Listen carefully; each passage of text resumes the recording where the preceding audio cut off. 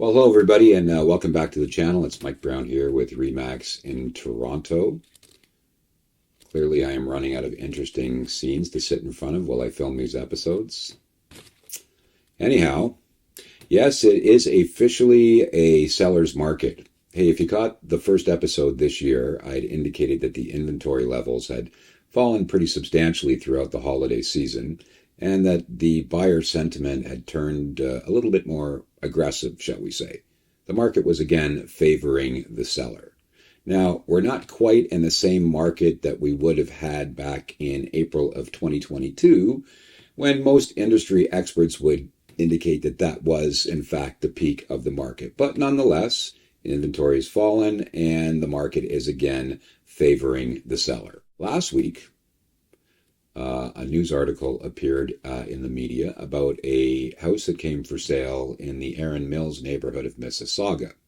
It was a semi-detached property. It was listed for $749,000. It was priced for multiple offer, and they did in fact sell the property for $999,999. $1 below a million, and I'll talk a little bit more about that as we move further along in this episode. It was a beautiful starter home. It had been very nicely staged, both inside and out. The yard was quite nice. It had a single attached garage, and it was being represented by what I would say is a professional agent who was doing their homework. The listing agent, was quoted in the article as saying that they had informed their seller that the inventory had dropped and it would be probably a very opportune time to sell. And they anticipated from that list price of $749,000 that the house would sell somewhere in the range of $930,000. So they got almost 10% more than their expectation. What's really interesting about this situation is that they received a total of 85 offers. That's right, 85 offers. Some of you may not be aware that if you have less than 20% down to purchase a property, you cannot buy a property over $1 million. You won't be able to get an insured mortgage over that purchase price. So it's safe to assume that the majority of the 85 buyers who were trying to purchase this property had less than 20% down and would max out at $999,999. Now, it's also fair to say that there were probably a substantial number of those offers, maybe 70 of the 85, that were well below the $999,999, probably below $900. Some were probably below the listing price. And a lot of those offers likely had conditions, low deposits, or long closings. So in other words, the majority of the offers weren't even in the running. I would hazard a guess that maybe 10 of the 85 were probably been given serious consideration. Nonetheless, 85 offers, and I will add that was probably not expected by the listing agent, and wow, did they ever have a busy day. So my first point is we are not back at April of 2022. The market has changed, and buyers and their agents are much more conservative than they were back at that time.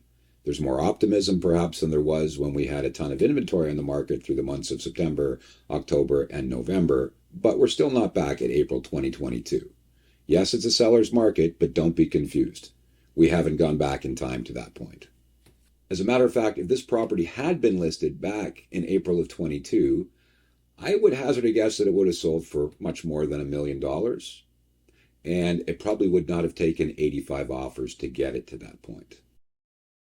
Some of you may be aware of Ron Butler. He has a podcast where he talks about the real estate market here in the GTA in southwestern Ontario. And he referenced this particular situation in his podcast last week.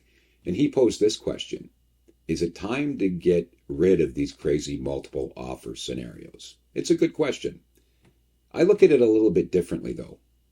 My question is, what type of advice was being received by, say, 75 of the 85 buyers who ended up submitting offers on those properties, or on that property?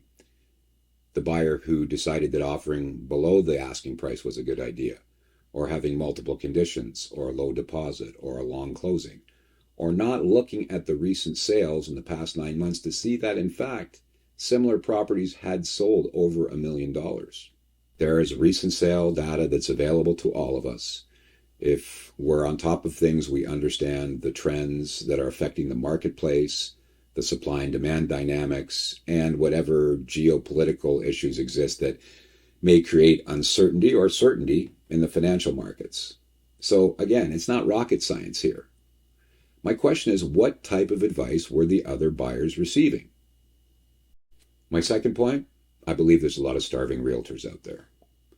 A lot of realtors who believe in the sentiment that if you throw enough crap against the wall, some of it will stick.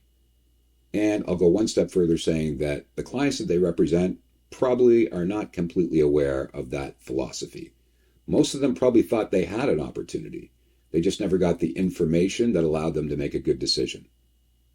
So to sum things up, I still think that there are far too many consumers who are not being educated to enter into this market that's so difficult to navigate pretty much at any time.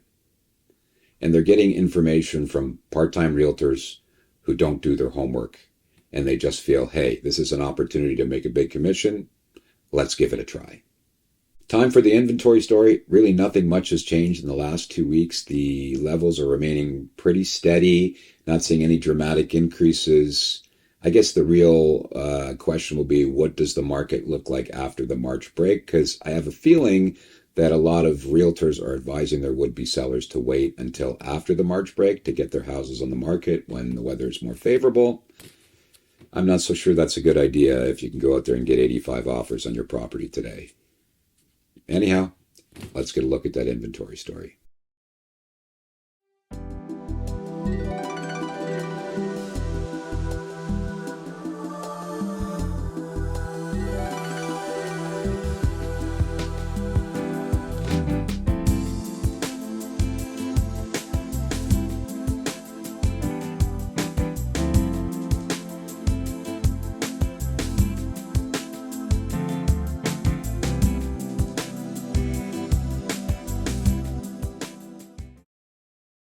Hey everybody, thanks again for tuning into the channel.